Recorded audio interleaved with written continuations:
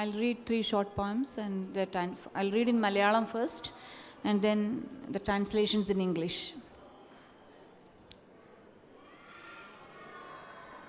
ചോരയുടെ കഥ. ഒറ്റ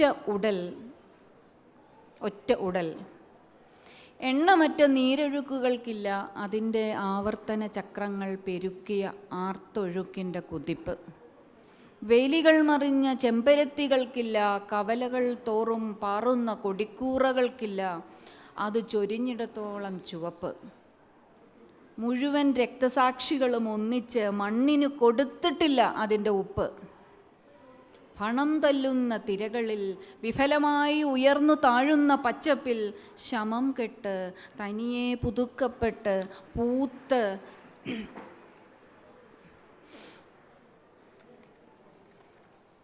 ഉടരുകയാണ് പിറക്കാത്ത പൈതങ്ങൾക്ക് പിഴയൂട്ടുന്ന ചോര.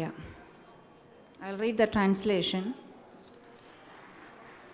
A lone body. The title of the poem is The Blood's Tale, the tale of blood. A lone body. Countless rivulets cannot match the leap of its torrents quickened by eternal cycles. Red hibiscus bursting over fences, red flags that fly in every street corner, they can't match the red that it sheds. Not all the martyrs together have cast as much salt on earth.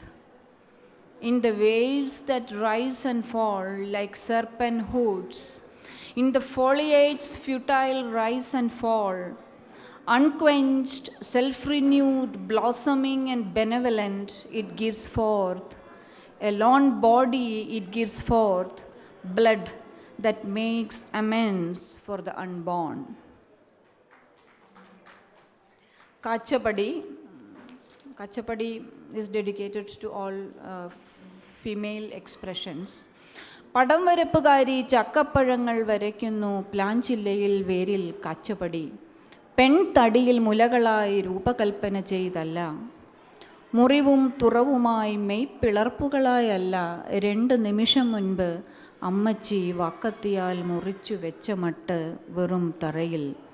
മടൽ, ചകിണി, ചുളകൾ, കുരു, തെന്നുന്ന പോള വേറെ വേറെ വരച്ചിട്ടില്ല. മുള്ളിൽ തന്നെ പണിത മുഴുവൻ മെയ്യ്, പെണ്ണൊരുത്തി പേറി നിവരും ചുമട്. തുടച്ചാൽ നീങ്ങാതൊട്ടിപ്പിടിക്കും കറയായി, പ്ലാഞ്ചോട്ടിൽ വീണഴുകി മുളയ്ക്കുന്ന വിത്തായി, എല്ലായിടവും പരക്കും മണമായി, കുഞ്ഞുങ്ങൾ വളരുന്ന വയറുമായി, പടങ്ങൾ വരയ്ക്കാത്ത പെണ്ണുങ്ങൾ നോക്കുന്നേരം ശരിക്കും പ്ലാന്തടിയിൽ പറ്റിച്ചേർന്ന പഴങ്ങളായി. Translation.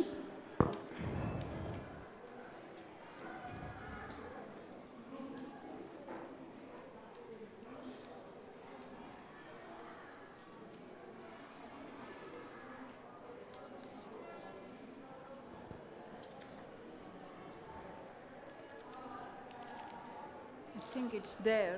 So maybe I can skip and I'll get to another poem and finish it off. It's titled Pretam, Ghost.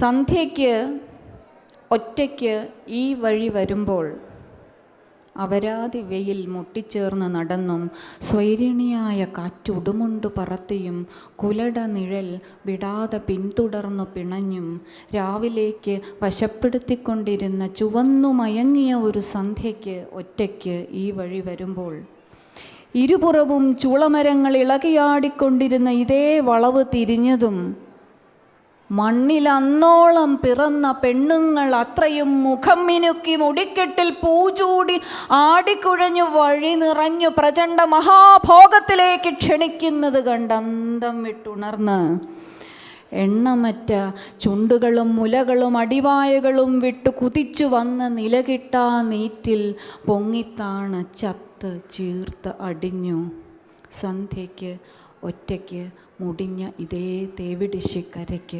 It's a story of a ghost. It's titled ghost and it talks about its own death. I think it's a man. At dusk, all alone this way, the hoar sunlight walking beside, grazing, the harlot breeze blowing the dhoti high, the strumpet shadow twining on, following tenaciously, seducing towards night. At a dusk, crimson darkening all alone this way, just as turning at this bend, where the loose casuarinas on both sides sway in commotion, all the women born till then, their faces powdered, wearing flower bunches in their hair, wiggling their wide hips, walking full on the path, inviting for a riotous giant orgy of lust, they come. At the spectacle, shocked up and erect, sinking, rising, and sinking again into the fathomless water, surging from countless lips, breasts, and nether mouths. Blotted, dead, drifted ashore at dusk, all alone upon this very same damn sludge land. Thank you. I'd just like to point out that now I'm known as Vasanth Kannabiran, not Vasantha. That Vasantha was added, no, it's not. That was added by a irritating school teacher who said there is no such name as Vasanth.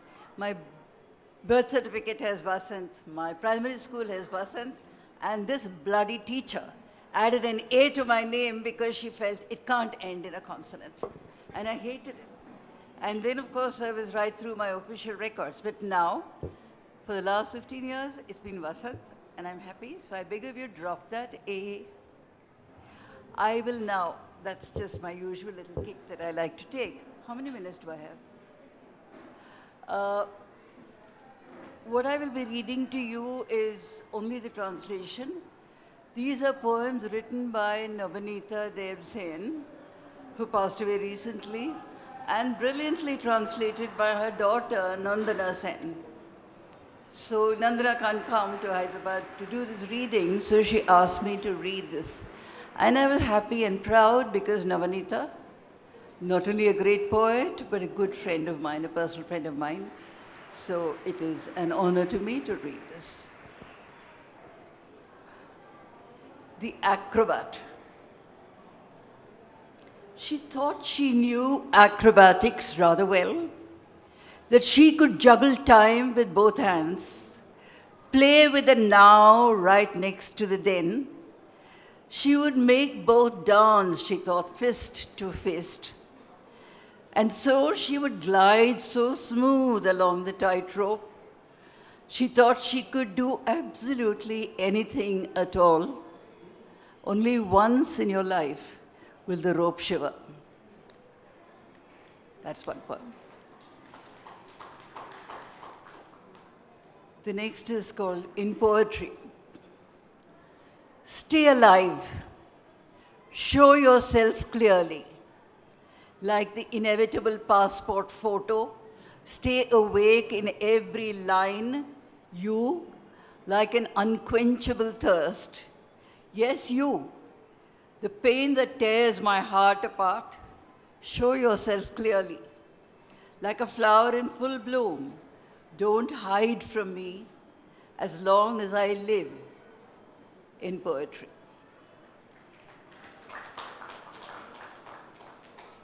The next poem is Alphabets. When night falls, I search for him. I bring him home. I look him in the eye, and I cage language.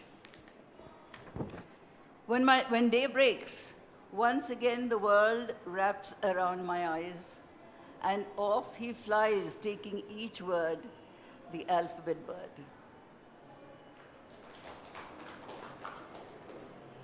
Broken home. Once again you glow on the brink of love. Once again you're dazzling in heartbreak. Is it for the sake of poetry then? Once again you're hunting for pain? Do you break your home just for poetry, time and again? Growing up lesson. Boy, are you scared of bloodshed? Are you terrified of plucking virginity? If the taste of blood goes to your head, Do you fear that it will be a calamity? The truth is, whether wrong or right, your blood calls out to you each night. Listen, boy, it's time for you to grow. Words can be as fierce, don't you know? The treachery that lingers on tongue tips, beyond the world that all dreams show, know that blood can be easily shed by lips.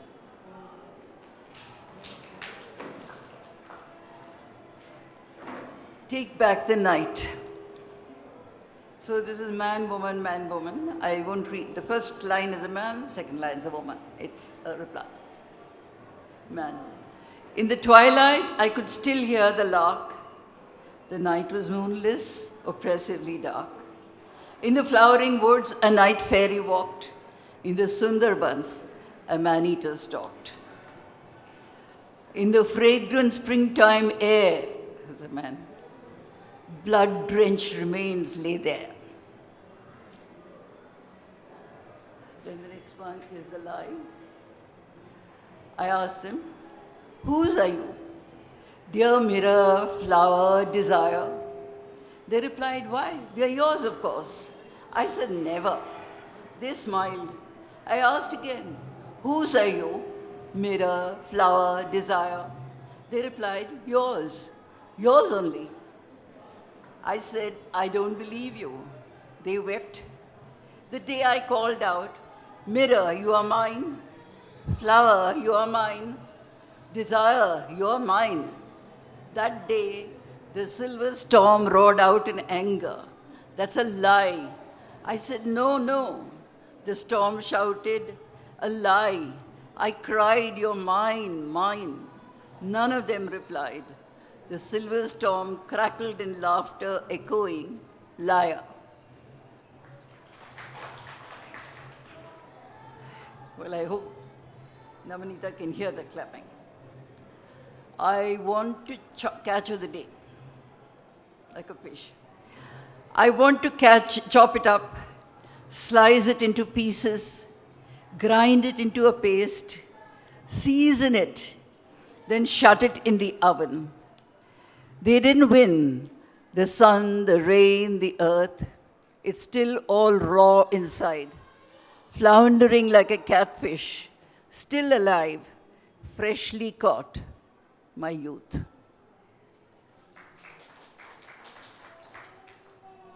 Sound. 1. When you say love me a lot and call out, both arms swaying, somewhere in an abandoned plot, a wedding band starts playing and the train crosses the bridge. 2. Like an old alarm clock, you start ringing in my heart. I shut my ears tight. Last one. These beloved faces. I can no longer bear to watch my loved ones aging. Opening my eyes, I can't stand to see these beloved faces melt like clouds as ponds scum gathers around the pools of their eyes. The brows fall flat like a dead bird's wings.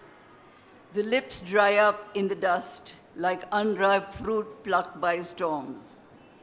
How everything dries, how everything flies away in the wind. Like paper shreds, everything disappears. How the heart folds up its tent and steps into the road ready to raise a hand and hail a car for hire, to raise that hand to say goodbye and go. The heart retreats and folds. As I now see, it takes all shining pots and pans from the rack and shatters them on cold stone with a crash. Now in the heat of the sun, all sounds fade away, all traces vanish. Those beloved faces, like clouds, change their form and float away. With my eyes open, I can't bear to see the scorched grass in the yard so close to me. My first poem, I will read in Telugu first and I will go for translation. Telugu version, పౌరసత్యం. నీకిక్కడ చోటు లేదు పో, గుర్తింపు పత్రం ఉందా? నీ బాబెక్కడ పుట్టాడు, వాడి తాతెక్కడ పుట్టాడు? పుట్టినప్పుడు ఈ నేల మట్టి ఒక గుప్పెడు అమ్మకడుపు నుంచి తెచ్చావా లేదా? తెచ్చినట్టు ధృవీకరణ పత్రం ఎక్కడ లేదా? అయితే పో పో. ఇప్పుడు ఎలాగైనా సరే ఒక నెంబర్గా మారిపోవాలి.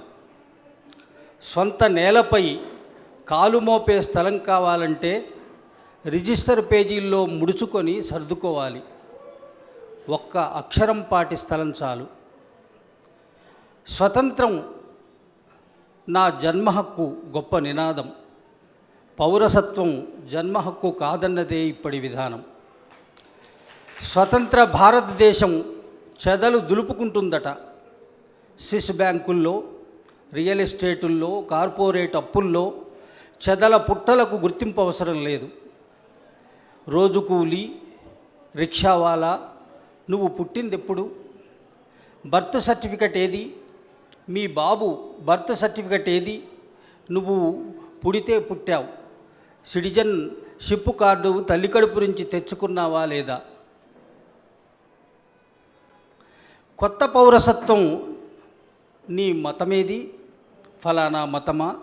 అయితే నువ్వు దేశద్రోహి కావచ్చు, చొరబాటుదారుడివి కావచ్చు, బంగ్లాదేశీవి కావచ్చు, జాతి వ్యతిరేకివి కావచ్చు, నువ్వు ఉగ్రవాదివి కావచ్చు. నీకు చోటు లేదు, పో పో. దేశంలో ఇప్పుడు నెంబర్లే తిరుగుతున్నాయి.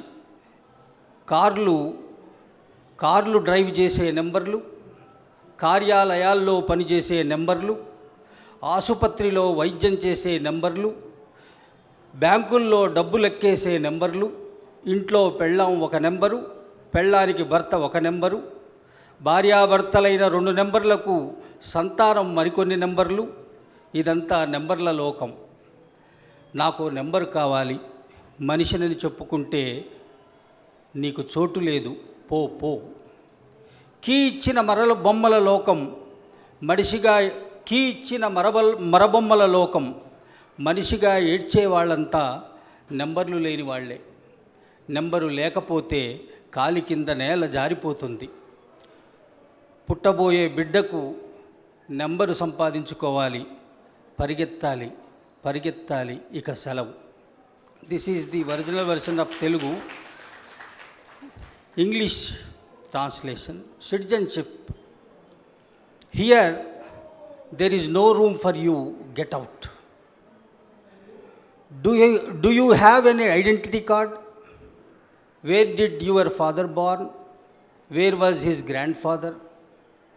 Have you brought a fistful of this soil from your mother's womb while coming into this world? Do you have papers to prove you brought that soil? No. Then leave, get out. Do whatever, turn yourself into a number. Curl yourself into the pages of the register to get a foothold on your native land. It is okay, even if it is as big as a digit. Freedom is my birthright was a great slogan. Now it is turned into citizenship is not birthright. Independent India likes to get rid of termites, of course, breeding grounds of pests in Swiss banks, real estates and corporate debits do not need identity proof. Daily wage laborer and rickshaw puller, when were you born? Where is your birth certificate? Your father's birth proof? But did you bring your citizenship card from your mother's womb? New citizenship. What is your religion? Is it so and so? Then maybe you are an anti-national, an illegal immigrant, a traitor, a terrorist. You have no place. Leave. Get out. It is numbers that move in the country, numbers that drive cars, numbers that work in offices, numbers that read patients in hospitals, numbers that count money in banks. Wife at home is a number, husband of that wife is a number, offspring of those numbers are again numbers. This is a world of digits. I want your number. If you say you are a human, I want your number. If you say you are a human, sorry, no room for you. Leave. Get out. In a world of programmed robots, all those who cry like humans are all numberless. There is no land under the feet of numberless. I have to get a number for the child to be born. I have to stand in the queue as a number. I have to go. This is another poem, The Hurt. Let us move into wounds. Let us learn that language. Let us translate injuries, hurt times. I decided to sing of sorrow successfully.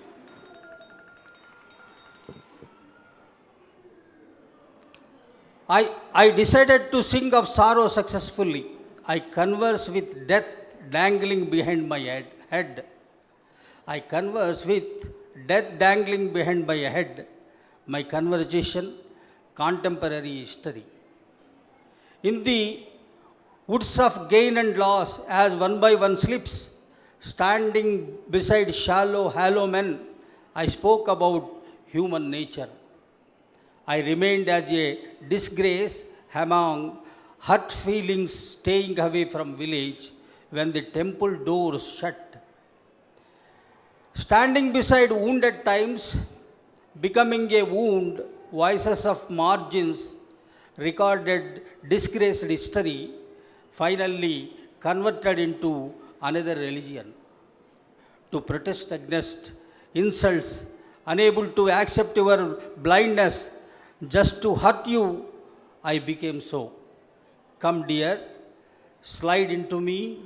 I will sculpt you into a mansion. Doors of my heart ever open for you. Doors of my heart ever open for you. Thank you. Thank you so much. Good afternoon, everybody. I'm here to read some poems by a West Australian poet called Glenn Phillips, who is now in his 80s and was unable to travel to Hyderabad. And I just have a picture of him here. He is very interested in landscape and language. He has translated poetry from Chinese poetry and Italian poetry. And so he's very interested in the interaction between place and language. This poem is called Fire Tending. At countless fireplaces, I watched through cupped childhood hands, tending of fires, stick nests for ignition, inserting paper wicks, scrape of match, blaze we all desired. Something like ancient wisdom, fighting dark matter, memory of millennial hearths when ice ages attacked, or eruption frenzied, blackened skies month after month. Grass stopped growing, fallen leaves littered. Searching for caves where they could light fires, women brought wood, men hunted weakened prey. Once more I see family hearth, mallee roots, potatoes roasting in embers, making toast or toasting chestnuts. In the morning, only cold ash. Life sans fire of love is without worth. We reached out hands for warmth last night. It was no denial of fire in our care, consuming all.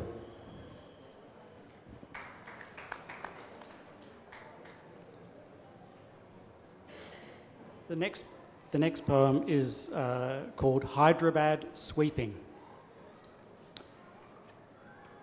She swept the streets there daily, outside our Secunderabad hotel, in her orange safety vest, worn askew over that modest hued sari.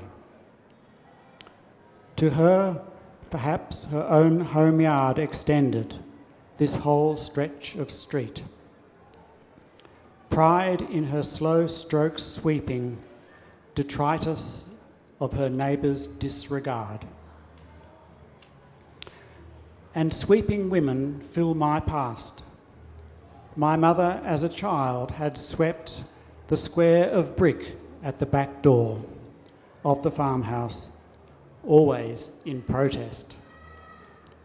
Married, she swept her own home and yard for her husband, beating new dust devils back, and did so down the paths of married life to come. Mother chased me once with a broom, her straw yard broom, because I'd failed to do some chore. Now each day I sweep my brickyard driveway in gathering gloom. In Hyderabad, you see spire and tower of the Nizams, white edifices beside Hussain Sagar, the lake never defiled by the British Empire in all its power. Yet now, back on dusty streets, stroke of the twigged broom whispers a history, ancient as human presence on this earth, and all that gender, class, or caste evoke. My reader, as your casual eyes sweep these lines with less assiduous glance, may images like grains of dust accrete as those farewells we love to keep.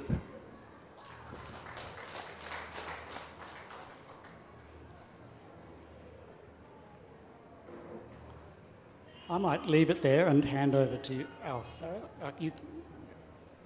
Thank you for that, Karen. This one I got there, it's called the Binjarab Spear. This goes back to the early days when the white man first landed in Western Australia. And what the Nyungar people used to talk about is this spear. In the 1960s, the young guys talk of their motor cars. Well, in those days, the Binjab spear was the most deadliest and accurate spear that travelled through the air.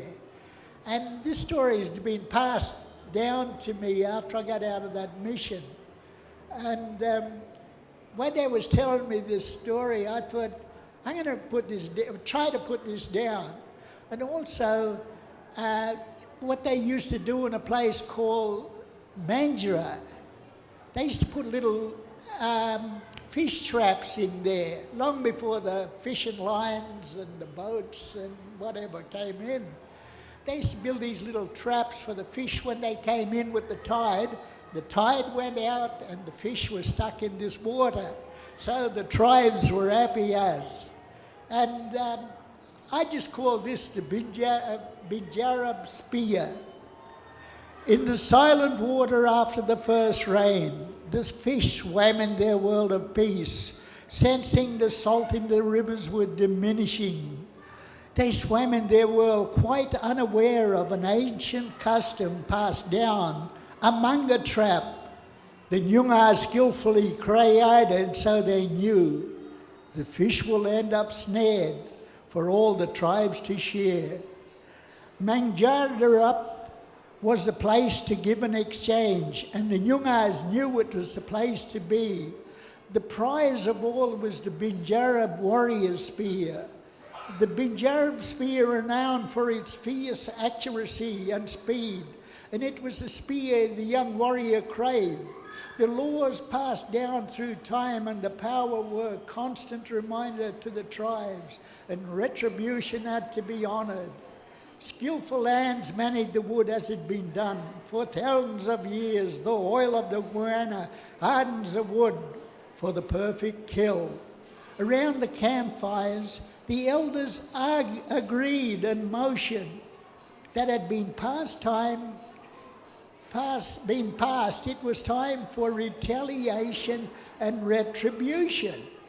The elders took their motion to the white magistrate of the land, who agreed and honoured the retribution of their law.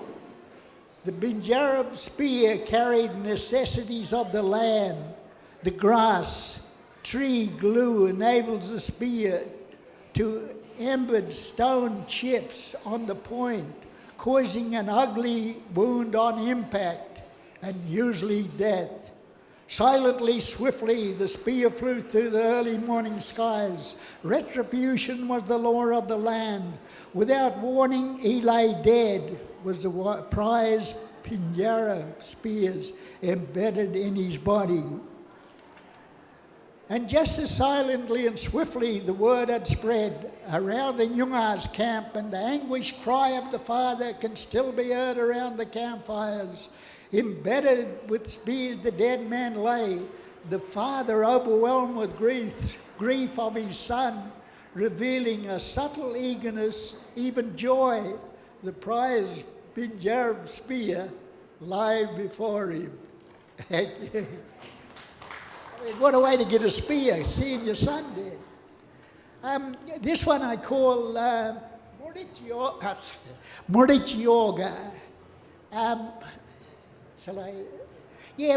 mean in Nyunga language, fantastic, great, gorgeous, wow. And yoga means a woman. And Bunyan is mean like you've been on the dole, you can't get off the grog, you're smoking marijuana and drinking grog, until the cows come home. But you want to get off and get onto this woman.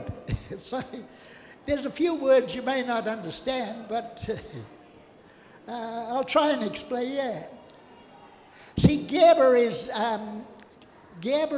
alcohol, a bottle of wine, and ganja is marijuana. And like I said, Murdich means wow, fantastic, great, excellent, And like I said, I just call this Murdich Yoga.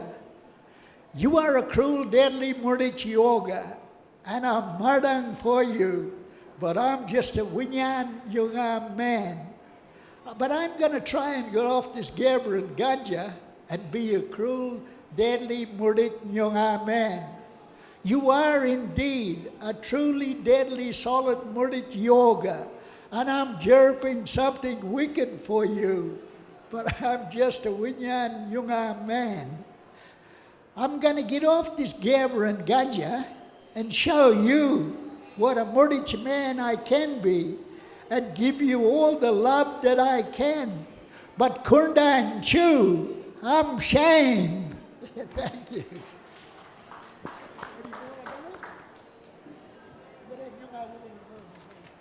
And this one's called Nyunga Woman and a Mobile Phone. Nyunga is Aboriginal woman. Nyunga woman and a mobile phone. No more reading smoke signals. Pick up mobile and talk. To who, she might say. The Kimberleys, the Wongais, Yamajis, Nyungas, or to any black fellow got my number. She scratches her head in eager anticipation. Another Lation on the line. Yes, my dear. Oh, hello. How are you? What? You want $20? But I got fuck all. You got your money today, why me?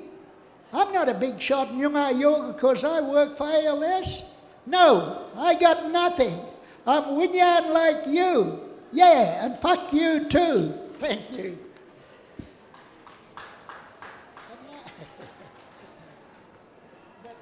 Read the land? Yeah. And this one here I read before, it's about the land. When we look at the land, we see it different. Us black fellows or young eyes, we see the land different to what these white see it.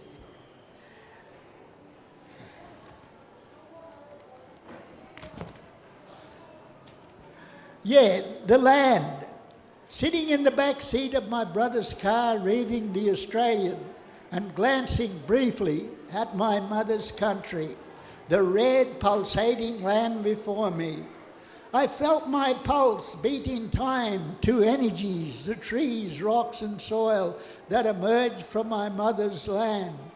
I'm sure I saw the apparition of my ancestors emerge from the belly of my mother's beautiful land.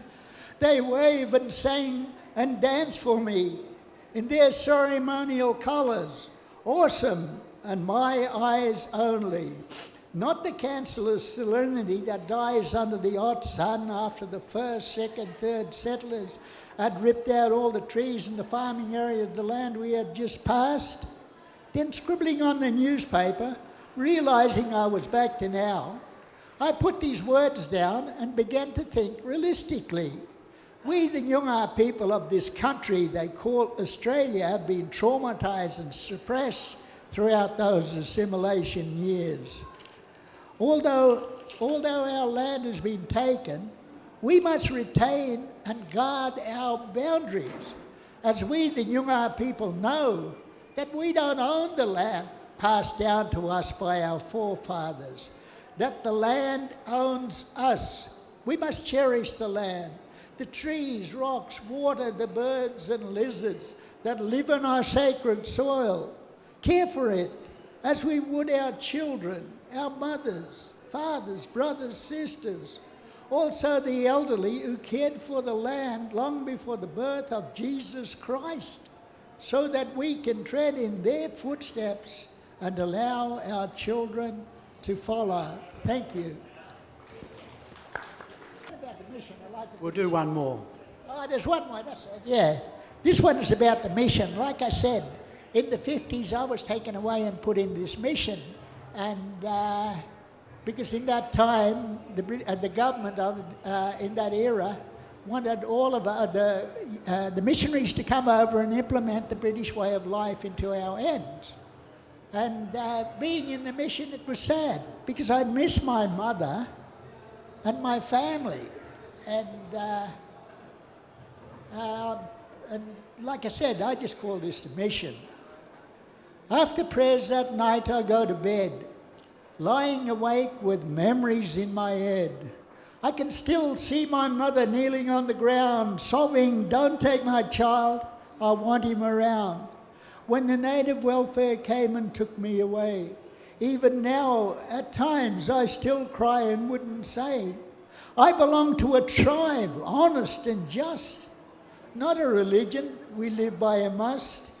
Not in a mission, but I'd rather be hugging my mother, sitting on her warm bended knees. For one day I would like to tell the world how the missionaries put my brain in a whirl. I tried my best to play along with their rules, praying and going to school. Being a blackfellow was my only tool, doing things for Jesus and keeping my cool. I know one day I'll be free, free from religion and free from rules, free to make up my own mind and free to be cool. But I know the damage has already been done as I see myself lying drunk in the hot morning sun. Thank you. Thank you.